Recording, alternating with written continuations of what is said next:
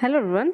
आज हम कर रहे हैं आपकी 7th क्लास का 5th चैप्टर जिसका नाम है अम्ल, क्षारक और लवण, और इंग्लिश मीडियम में इसका नाम है acids, basis and salts. English medium और हिंदी मीडियम दोनों बच्चों के लिए ये वीडियो बहुत ही यूज़फुल होने वाली है। तो हम स्टार्ट करते हैं अपना चैप्टर रीड करना। आप अपने दैनिक जीवन में नींबू, इमली, नमक, शक्कर और सिरके जैसे कुछ अनेक पदार्थों का उपयोग करते हैं और इनका स्वाद एक समान होता है क्या? वो अलग अलग होता है ना। वो पूछ रहा है कि क्या इनका स्वाद एक समान होता है।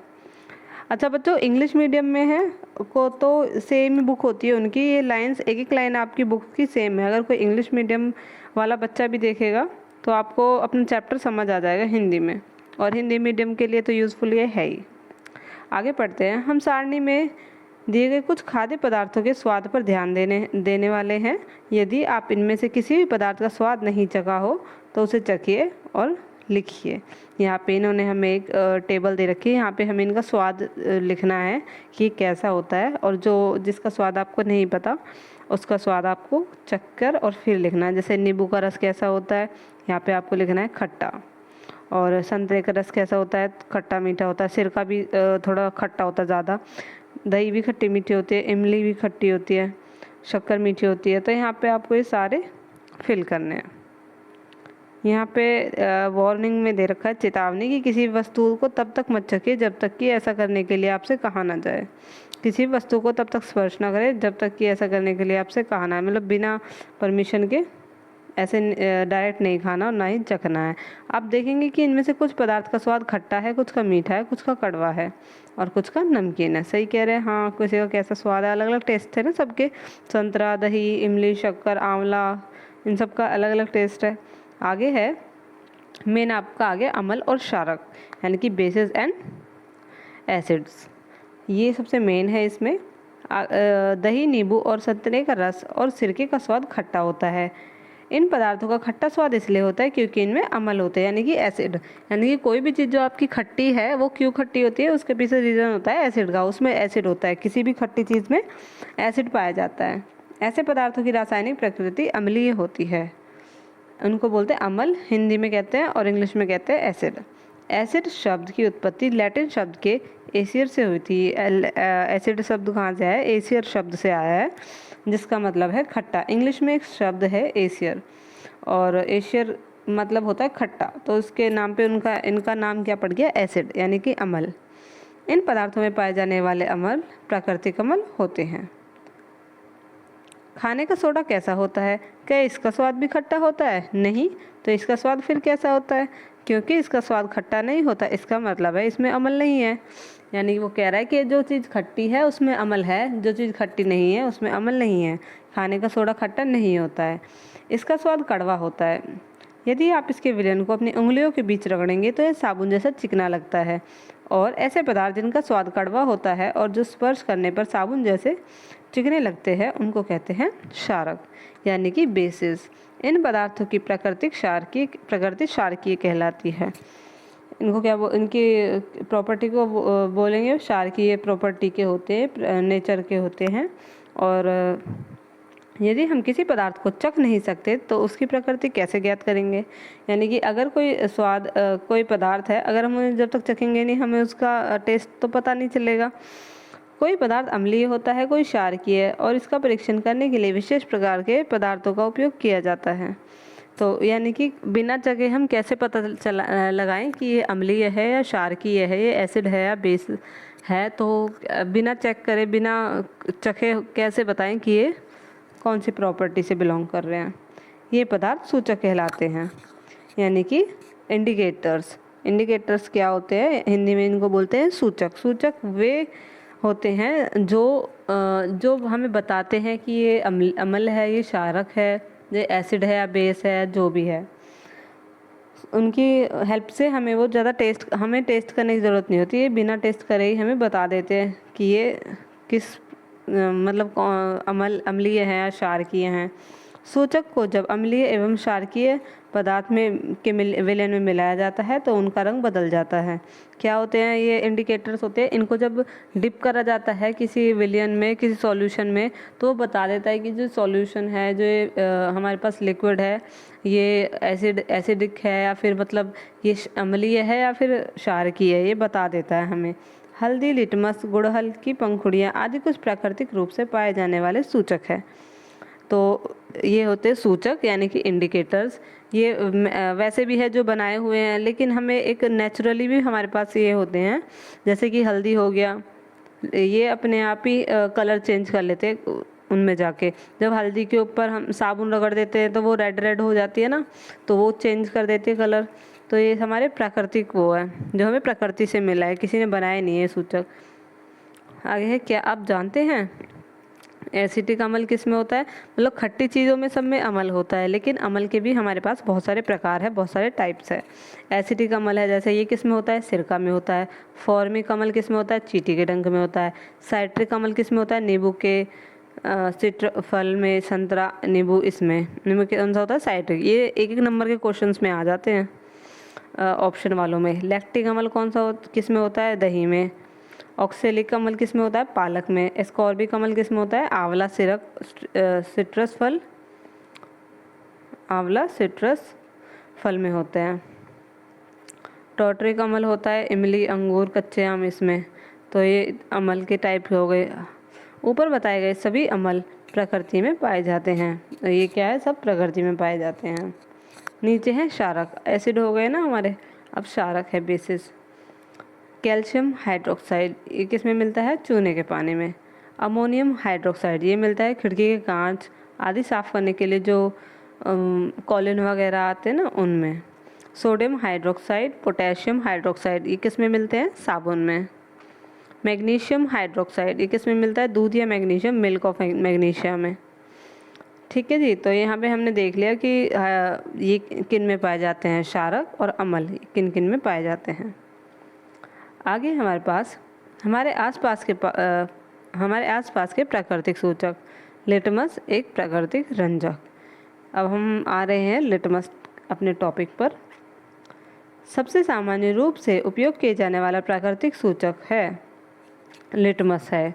तो सबसे ज़्यादा जो यूज़ होता है इंडिकेटर, सबसे ज़्यादा जो सूचक यूज़ होता है उसका नाम क्या है? लिटमस। इसे लाइकेनो से निष्कर्षित किया गया है। ये लाइकेनो से आया है। आसुत जल में इसका रंग मौव होता है। आसुत जल में इसका कलर कैसा होता है? माव यानी कि नील शोण यानी कि बैंगनी, जो जैसे मेरा मार्कर चल रहा है ना पर्पल, ये कलर में। जब इसे अम्लीय वर्षा जल में मिलाया जाता है तो ये लाल हो जाता है। आसूत जल यानी कि ना वो ज़्यादा खट्टा है ना वो कड़वा, ऐसे जल में मिलाते हैं तो ये पर्पल होता है, जामुनी। और जब अम्लीय कोई विलयन होता है जिसमें खट्टापन ज़्यादा होता है तो ये लाल रंग का हो जाता है। और जब क्षारकीय विलयन में मिलाया जाता है तो ये नीला हो जाता है। ठीक है, समझ रहे हैं आप? लिटमस क्या है?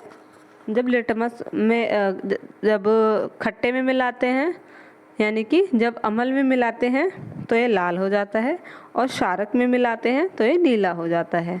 यह विलयन के रूप में अथवा कागज़ की पट्टियों के रूप में आता है। इसकी छोटी छोटी पट्टियाँ आती हैं जिनको हम डिप करते हैं या किसी चीज़ में लगाते हैं तो इनका कलर चेंज हो जाता है। विलयन ये थोड़े पानी के रूप में भी आते हैं, विलयन यानी कि लिक्विड फॉर्म में भी आते हैं। उसको उसके ऊपर डाल दो तो ये कलर चेंज कर जाते हैं, जिन्हें लिटमस पत्र कहते हैं। इनको कहते हैं लिटमस पेपर। आपने देखे होंगे। सामान्यतः लाल और नीले रंग लिटमस पत्र के रूप में उपलब्ध होता है। तो लिटमस पेपर टू टाइप्स में आते हैं, 2 कलर के आते हैं। एक रेड आता है, एक ब्लू आता है। जो रेड वाला होता है अगर आप उसको क्षारक में देंगे तो वो ब्लू हो जाएगा, और जो ब्लू वाला होता है उसे आप अगर आप उसमें देंगे, क्षारक में देंगे तो वो तो ब्लू ही रहेगा, लेकिन अगर आप अम्ल में देंगे तो वो रेड हो जाएगा। तो हमें पता चल जाएगा कि ये अम्लीय है हमारा। ये रहे ना, ये दो, ये है लिटमस पेपर। तो यानी कि एक्टिविटी 5.1, प्लास्टिक के किसी प्याले, कटोरे या परखनली में नींबू का रस लेकर उसमें थोड़ा सा पानी मिलाइए। मतलब एक कटोरी ले लीजिए प्लास्टिक की डिस्पोजल, और उसमें थोड़ा सा क्या लेना है? नींबू का रस। ठीक है, अब ड्रॉपर की मदद से उसकी एक एक बूंद को लाल लिटमस पे डालिए। अब देखिए नींबू तो खट्टा होता है, तो अगर खट्टा है और तो उसको ब्लू ब्लू वाला जो लिटमस पेपर आया है उसमें ड्रॉप ड्रॉप डालना है, फिर देखना है क्या होता है। क्या इसमें कोई परिवर्तन हुआ? इसी परीक्षण को नीले लिटमस के साथ भी करिए और नोट कीजिए कि क्या हुआ। देखिए, जब हम ब्लू के ऊपर डालेंगे अपना लेमन जूस तो ब्लू क्या हो जाएगा? रेड कलर में, क्योंकि उसमें अम्ल है, क्योंकि उसमें एसिड है।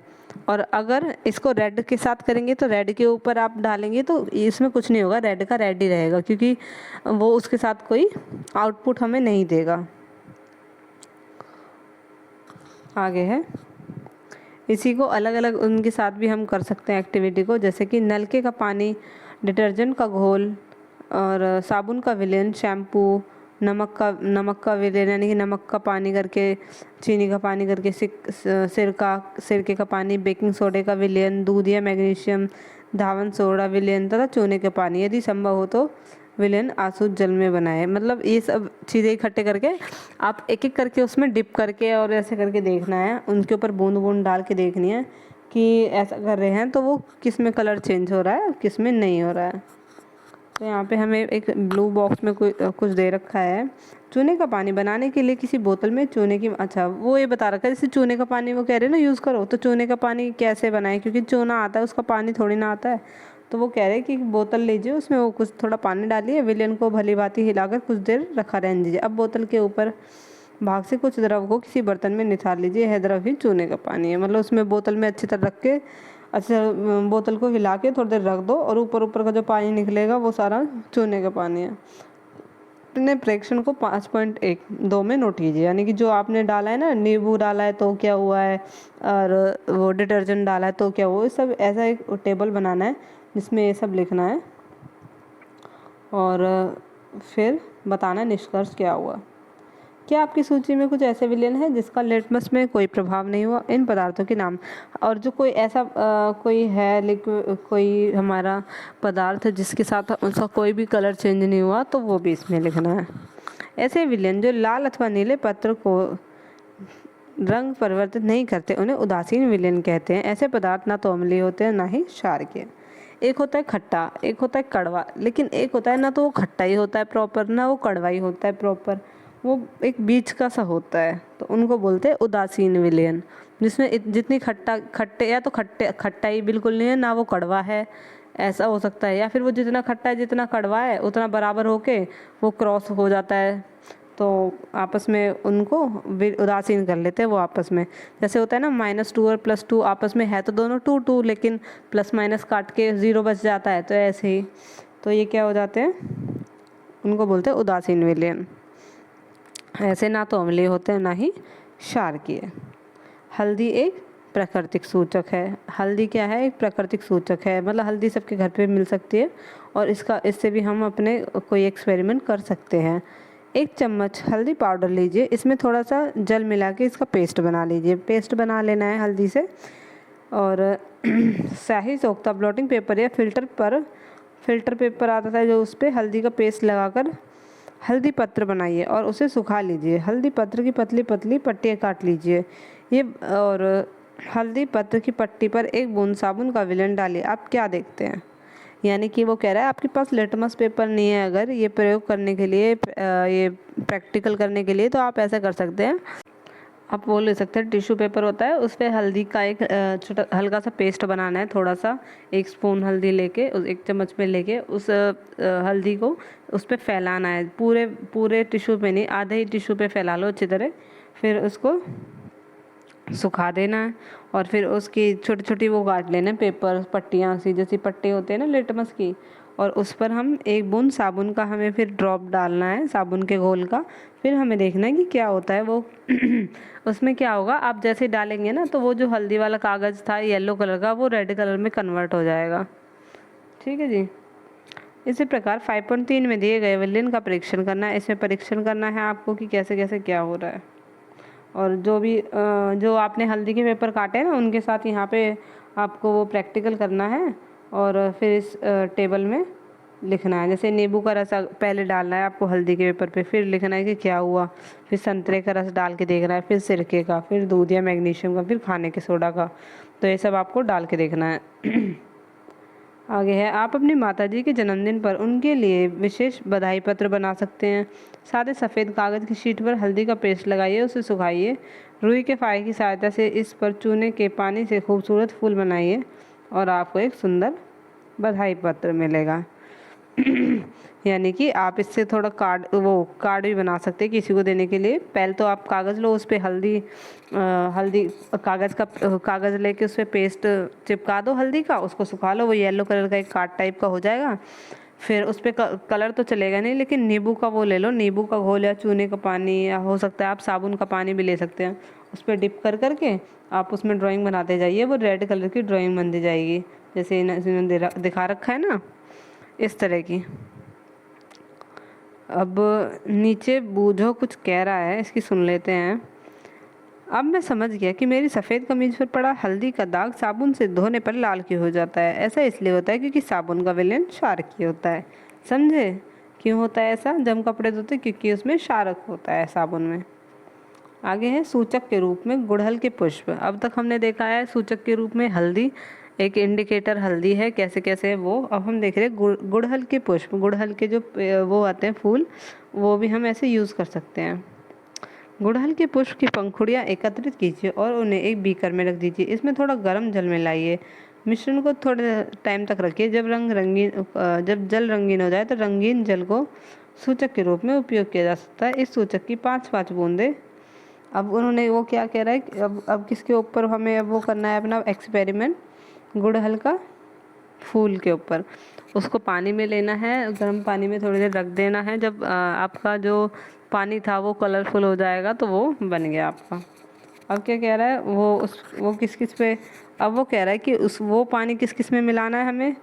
शैम्पू में मिला के देखना है क्या होता है, नींबू का रस में मिला के देखना है, नींबू का वही होगा, रेड रेड होता चला जाएगा। सोडा जल में मिला के देखना है, रेड होगा या ब्लू होगा। सोडियम हाइड्रोजन इसमें मिला के देखना है और अपना लिख देना है। सूचक का अम्लीय, क्षारकीय और उदासीन विलयनों पर क्या प्रभाव होता है। गुड़हल के पुष्प का सूचक अम्लीय विलयन को गहरा गुलाबी और क्षारकीय विलयन को हरा कर देगा। हाँ जी, यहाँ पे सबको एक जैसा कलर नहीं देगा ये। गुड़हल के पुष्प का सूचक जो अम्लीय है उनको तो वो देगा magenta colour, dark pink colour देगा जिनमें डार्क, और वैसे दूसरे विलेन होगा तो हरा रंग देगा। लिटमस तो हमारे दो ही होते हैं, लाल और नीले। लेकिन जब आप गुड़हल के फूलों के साथ करेंगे तो क्या होगा, अगर आप किसी खट्टी चीज़ के साथ उसको मिलाएंगे पानी को, गुड़हल के जो फूल थे उनके पानी को, तो वो पानी कैसा हो जाएगा, डार्क पिंक। और अगर आप उसको मिलाएंगे कड़वी चीज़ों से तो फिर क्या हो जाएगा आपका लिक्विड सारा ग्रीन। तो आगे क्या कह रहे हैं, जब मैं शुष्क लिटमस पात्र खाने के सोडे के ठोस कण रखता हूँ तो मुझे सही परिणाम नहीं मिलते, क्यों? खाने के सोडे का विलयन बनाकर परीक्षण करो। अब क्या कह रहा है वो, हल्दी देख ली, ये देख ली, अब वो कह रहा है खाने का सोडा है जो उसमें उसके साथ हम करते हैं। यहाँ पे 3 बीकर ले रखे हैं, गुड़हल का फूल ले रखा है, ये रहा हमारा गुड़हल का फूल, और 3 हमारा बीकर दे रखे हैं। ये है अमल, ये है सूचक, और ये है क्षारक। अमल क्षारक तो है ही, ये खट्टा है, ये कड़वा है, और सूचक यानी कि ये नॉर्मल है, ना ये खट्टा ना कड़वा ना कुछ। आगे क्या कह रहे हैं, आप इन प्राकृतिक सूचकों को बनाकर उनमें अम्लीय, क्षारकीय और उदासीन विलय में परिवर्तन देखने का प्रयास करें। पहली आपसे निम्नलिखित समस्या लेकर आई है। कॉफ़ी का रंग है भूरा और स्वाद है कड़वा। अमल है यह या है क्षार। प्रश्न बड़ी ही है दुश्वार, स्वाद के कारण से अनजान, बिना परीक्षण होना ज्ञान। वो कह रही है कॉफ़ी क्या है भाई कॉफ़ी अमल में आती है, क्षार में आती है, उसका रंग तो वही आपने पहले तो देख ही लिया, तो इसके लिए फिर हमें करना पड़ेगा कुछ, तभी पता चलेगा। यहाँ पे ये टीचर्स के लिए दिया गया है।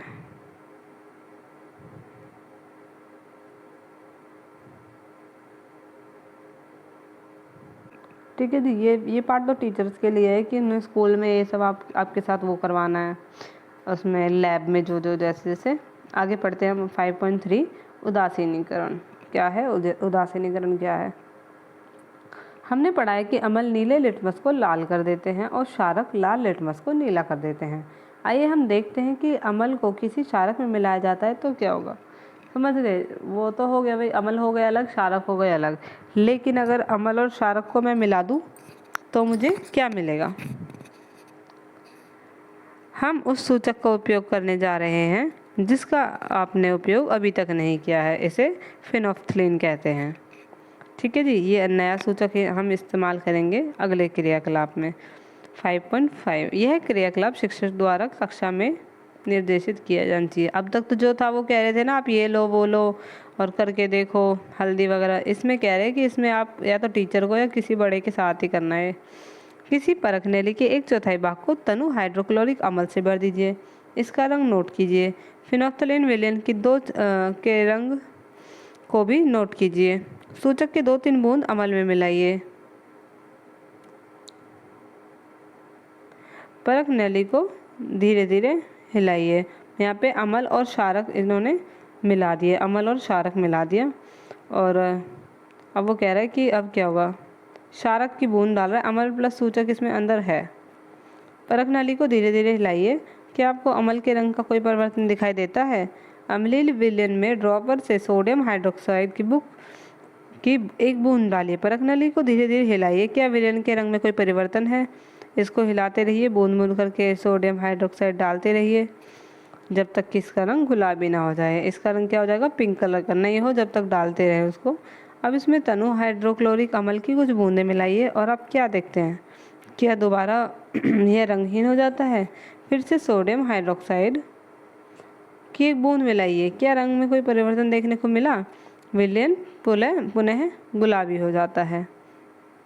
यह स्पष्ट है कि जब विलयन क्षारकीय होता है तो फिनोल्फ्थलीन गुलाबी रंग देता है। इसके विपरीत जब अम्लीय होता है तो यह रंगहीन हो जाता है। यानी कि क्या है, जब जो हमारा लिक्विड होता है अगर वो क्षारकीय है और उसमें फिनोल्फ्थलीन की गोलियां मिलाएंगे तो वो कैसे होएगा, गुलाबी कलर। और अगर वो अम्लीय है और उसमें अगर आप फिनोल्फ्थलीन की गोली डालेंगे तो वो हो जाएगा रंगहीन, यानी कि वो पानी जैसा हो जाएगा, उसमें कोई कलर नहीं होगा। जब किसी अम्लीय विलयन में क्षारकीय विलयन मिलाया जाता है तो दोनों विलयन एक दूसरे के प्रभाव को उदासीन कर देते हैं। यानी कि जब वही है, जैसे मैं बताया था ना मैंने, -2 प्लस में 2 करेंगे तो एक दूसरे को वो क्रॉस कर देंगे, काट देंगे, 2 से 2 कट जाएगा ना, माइनस और प्लस का। तो वो यही कह रहा है कि जब अम्ल और क्षारक मिलते हैं तो एक दूसरे के जैसे क्षारक होता है वो उसका खट्टापन हटा देता है, जो अम्ल होता है वो उसका कड़वापन हटा देता है। तो क्या होता है, जब किसी अम्ल और क्षारक के विलयन को उचित मात्रा में मिलाया जाता है तो विलयन की प्रकृति ना तो अम्लीय रहती है और ना ही क्षारकीय, ना तो वो खट्टा ही रहता है ना वो कड़वाई। दूसरे शब्दों में अम्ल और क्षारक दोनों की ही प्रकृति लुप्त हो जाती है, मतलब दोनों अपने अपने स्वाद को खो देते हैं। इस प्रकार बना विलयन ना तो अम्लीय होता है और ना ही क्षारकीय, ना वो अम्लीय रहता है ना क्षारकीय। उदासीनीकरण के तत्काल के बाद परख नली को स्पर्श करें। क्या आपने अनुभव किया, उदासीनीकरण अभिक्रिया में सदैव ऊष्मा निकलती रहती है, अर्थात निर्मुक्त होती है। निर्मुक्त ऊष्मा से अभिक्रिया मिश्रण का ताप बढ़ जाता है।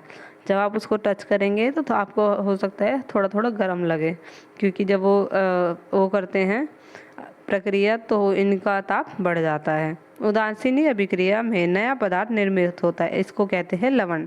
जब आप बराबर मात्रा में उसको मिलाएंगे अम्ल को और क्षारक को तो वो मिलके एक अलग लिक्विड बनाएंगे, इसको कहते हैं लवण। ठीक है जी, लवण यानी कि सॉल्ट, इंग्लिश में कहते हैं इसको सॉल्ट्स।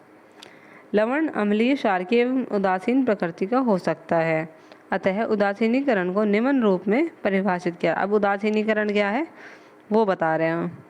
किसी अम्ल और किसी क्षारक के बीच होने वाली अभिक्रिया उदासीनीकरण कहलाती है। इस प्रक्रिया में ऊष्मा के निर्मुक्त होने के साथ साथ लवण और जल निर्मित होते हैं।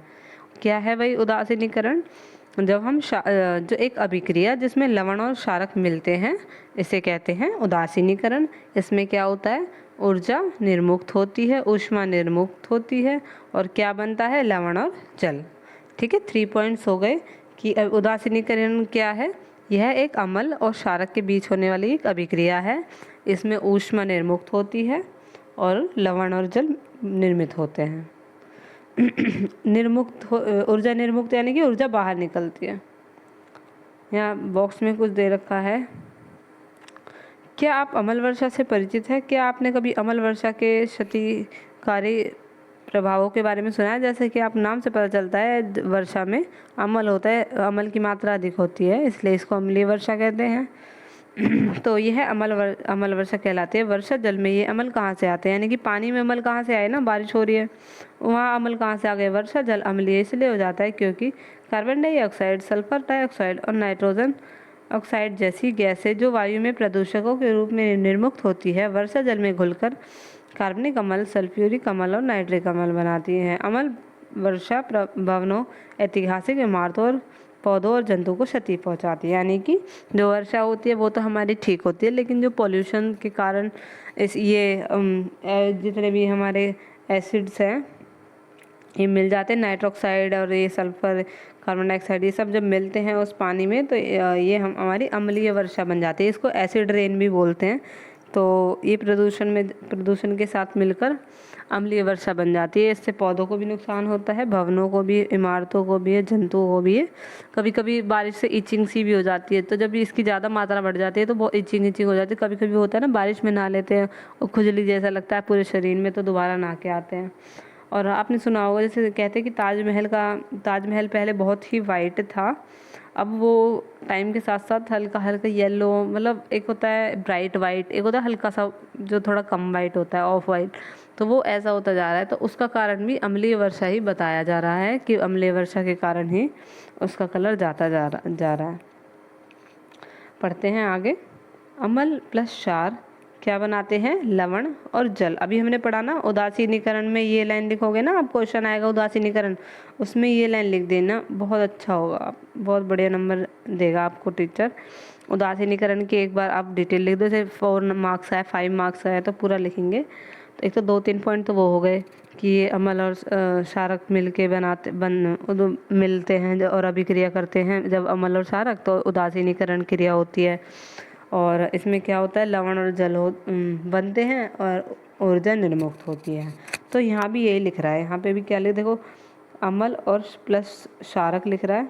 एक सेकेंड, क्या है, अम्ल प्लस में क्षारक, जब ये दोनों मिल रहे क्या बन रहे हैं, लवण और जल, ये दोनों बन रहे हैं और क्या निकल रही है, ऊर्जा।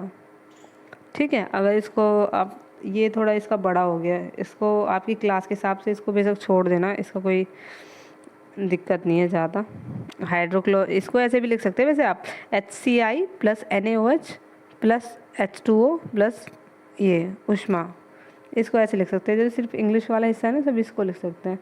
हिंदी में तो हाइड्रोक्लोरिक अम्ल प्लस सोडियम हाइड्रोक्साइड, ये सोडियम क्लोराइड NaCl, जल H2O लिख दो या जल लिख दो, हाइड्रोक्लोरिक अम्ल लिख दो या फिर HCl लिख दो, एक ही बात है। ठीक है। तो आगे है, बूझों ने चूने के पानी में तनु सल्फ्यूरिक अम्ल मिलाया, अभिक्रिया मिश्रण गर्म हो गया अथवा ठंडा। तो पूछ रहा है कि बूझों ने जब चूने का पानी मिलाया तनु सल्फ्यूरिक अम्ल में, तो जो मिक्सचर बना वो गर्म हो जाएगा या फिर ठंडा हो जाएगा। अब पढ़ रहे हैं हम 5.4 दैनिक जीवन में उदासीनीकरण के उदाहरण। ठीक है जी, मतलब हम डेली लाइफ में भी हमारी उदासीनीय अभिक्रिया कई बार होती है, लेकिन हमें पता नहीं होता। आप देखते हैं कैसे। अपाचन पढ़ते हैं। हमारे आमाशय में हाइड्रोक्लोरिक अम्ल पाया जाता है। आपने दूसरे पार्ट में पढ़ चुके हैं कि यह भोजन के पाचन में हमारी सहायता करता है। ठीक है जी, हमारे आमाशय में, पेट में हाइड्रोक्लोरिक अम्ल मिलता है। ये हमें दुख नहीं देता, हमारा खाना पचाने में ये अम्ल हमारी मदद करता है। लेकिन आमाशय में अम्ल की आवश्यकता से अधिक मात्रा होने पर अपाचन होता है। कभी कभी एसिडिटी टाइप की हो जाती है ना, तो ये हमारा भोजन पचाता है अम्ल, और जब ये ज़्यादा हो जाता है तो हमारे प्रॉब्लम होने लगती है। तो कभी कभी अपाचन काफ़ी कष्टदायक, अपाचन वही हो गया एसिडिटी टाइप का ही। अपाचन से मुक्ति के लिए हमें दूध या मैग्नीशियम जैसा कोई प्रतिअम्ल लेते हैं। प्रतिअम्ल क्या हो गया, जो अम्ल के अपोजिट उसको खड़ा हो कि इसको शांत करने के लिए। हाइड्रोक्साइड होता है, यह अत्यधिक अम्ल के प्रभाव को उदासीन कर देता है। तो वो जब हम लेते हैं इसको मैग्नीशियम हाइड्रोक्साइड को, तो जो ज़्यादा अम्ल बढ़ रहा होता है तो उसको बराबर कर देता है, उदासीन कर देता है। आगे है चींटी का डंक। जब चींटी काटती है तो ये त्वचा में अम्लीय द्रव डाल देती है। जब चींटी काटती है उसके डंक में अम्ल होता है, डंक के प्रभाव को नमी युक्त खाने का सोडा अथवा कैलेमाइन विलयन मिलाकर उदासीन किया जाता है। तो क्या सोडियम हाइड्रोजन कार्बोनेट और कैलेमाइन विलयन को मिलाकर उसको उदासीन कर देते हैं, जिससे जिंक कार्बोनेट होता है। आगे है मृदा उपचार। मिट्टी की प्रॉब्लम आ गई भाई। रासायनिक उर्वरक का अधिक प्रयोग मृदा को अम्लीय बना देता है। जैसे पेट वाला था ना कि पेट में अम्ल होता है, लेकिन जब वो अम्ल ज़रूरत से ज़्यादा हो जाता है तो प्रॉब्लम करता है। ऐसी मिट्टी में भी जब हम रासायनिक उर्वरक डालते हैं और वो जब ज़रूरत से ज़्यादा डल जाते हैं तो वो अम्लीय हो जाती है मृदा हमारी। यदि मृदा अत्यधिक अम्लीय और अत्यधिक क्षारकीय हो तो पादपों की वृद्धि नहीं होती। यानी कि जब मृदा में ज़्यादा हो जाएंगे जब भी दिक्कत है, अम्ल और कम हो जाएंगे, ज़्यादा क्षार हो जाएंगे जब भी प्रॉब्लम है। ये पौधों को वृद्धि उनको बढ़ानी होने देगी, अच्छी तरह ग्रोथ नहीं करने देगी। जब मृदा अत्यधिक अम्लीय हो जाती है तो उसे बिना बुझा हुआ चूना और बुझा हुआ चूना ऐसे क्षारक से उपचारित किया जाता है। यानी जब वो ज़्यादा हो जाता है ना अम्ल, तो उसमें क्षारक डाल देते हैं। क्षारक उस किस में होता है? भुने हुए चूने में और बिना बुझे हुए चूने में, सॉरी। तो क्षारक डाल के वो बराबर हो जाता है, उदासीन हो जाता है। उदासीन यही तो होता है जब अम्ल और क्षारक बराबर मात्रा में मिलाए जाते हैं तो वो आप एक दूसरे के प्रभाव को कम कर देते हैं। आगे है, यदि मृदा क्षारकीय हो तो इसमें जैव पदार्थ मिलाए जाते हैं। देखो अम्लीय होती है तो उसमें क्षारक मिला देते हैं, इक्वल कर देते हैं। और जब क्षारकीय होती है तो उसमें कुछ अम्लीय चीज़ें मिला देते हैं जिससे वो इक्वल हो जाती है। जैसे जैव पदार्थ कंपोस्ट खाद मृदा में अम्ल निर्मुक्त होते हैं। कंपोस्ट खाद होती है उसमें अम्ल होते हैं तो उसको मिला देते हैं जो क्षारकीय प्रकृति को उदासीन कर देते हैं। समझ आया? आगे है कारखानों का अपशिष्ट, जो कारखानों से निकलता है गंध। अनेक कारखानों के अपशिष्ट कचरे में अम्ल पदार्थ मिश्रित होते हैं। यदि ऐसे अपशिष्ट पदार्थों को सीधे जलाशय में नदी में बहने दिया जाएगा तो मछली और अन्य जीवों को अम्ल नष्ट कर देते हैं। अतः कारखाने के अपशिष्ट को जलाशय व नदियों में विसर्जित करने से पहले क्षारकीय पदार्थ मिलाकर उन्हें उदासीन करना चाहिए। तो ज़्यादा अम्ल और ज़्यादा क्षारकीय वो तो हमने देख लिया ना, हमारे लिए भी सही नहीं है, मृदा के लिए भी सही नहीं है, बल्कि किसी के लिए भी सही नहीं है। तो वो कह रहे हैं जब कारखानों से वो निकलती है गंध, वो जो भी उनका अपशिष्ट पदार्थ होता है वो ज़्यादा अम्लीय होता है। और जो जैसे वो उन्हें नदियों में और उन तालाबों में डाल देते हैं तो वहाँ के जो जीव है वो होते हैं मछली वगैरह, उनको प्रॉब्लम हो सकती है। तो इसलिए उन्हें फेंकना तो है ही, लेकिन उसमें अगर वो क्षारक मिला के फेंकेंगे तो वो वो हो जाएंगे आपस में, वो खतरनाक नहीं रहेगा। जब अमल में क्षारक मिल जाएगा तो वो उदासीन हो जाएगा, तो और वो किसी को हानि नहीं पहुंचाएगा। यहाँ आपका ये चैप्टर ख़त्म हो गया है। यहाँ पे प्रमुख शब्द दिए हुए हैं, मतलब मेन इसमें क्या है, अमल है, क्षारक है, सूचक है, उदासीन विलयन, उदासीनीकरण और लवण। ये 6 इसके प्रमुख शब्द है और 6 ही इसके मुख्य टॉपिक है। मतलब अगर एग्ज़ाम होगा तो इनसे रिलेटेड ही आना है, सिर्फ ये 6 चीज़ें हैं, 6 पॉइंट है इसमें दे रखा है। लास्ट में आपने क्या सीखा? पहला है अम्ल स्वाद में खट्टे होते हैं। अम्ल की क्या क्या प्रॉपर्टीज़ हैं? अम्ल स्वाद में खट्टे होते हैं और ये क्षारक का स्वाद कड़वा होता है। और क्षारक और क्या होता है, क्षारक जो टच करने में साबुन के जैसे होते हैं। ठीक है, अम्ल नीले लिटमस को लाल कर देते हैं और क्षारक लाल लिटमस को नीला कर देते हैं। वे पदार्थ जो ना अम्लीय होते ना क्षारकीय, उनको कहते हैं उदासीन। ऐसे पदार्थ के विलयन जो अम्लीय, क्षारकीय और उदासीन विलयन में अलग अलग रंग देते हैं उनको कहते हैं सूचक। अम्ल और क्षारक एक दूसरे को उदासीन करके लवण बनाते हैं। लवण अम्लीय, क्षारकीय और उदासीन प्रकृति के होते हैं। यानी कि एक दूसरे को उन्होंने मिलके वो तो बना दिया, उदासीन तो कर दिया, लेकिन जो उदासीन हुआ जल है वो भी थोड़ा बहुत खट्टा है, अम्लीय हो सकता है, क्षारकीय हो सकता है, या फिर उदासीन यानी कि कोई भी टेस्ट ना हो, ऐसा भी हो सकता है। यहाँ आपकी क्वेश्चन आंसर है। तो लेसन हमारा हो गया है जी समाप्त। आई होप आपको समझ आया होगा। कुछ समझ नहीं आया हो तो आप मुझे कमेंट सेक्शन में बता सकते हैं। तो मिलते हैं नेक्स्ट वीडियो में, तब तक के लिए बाय बाय।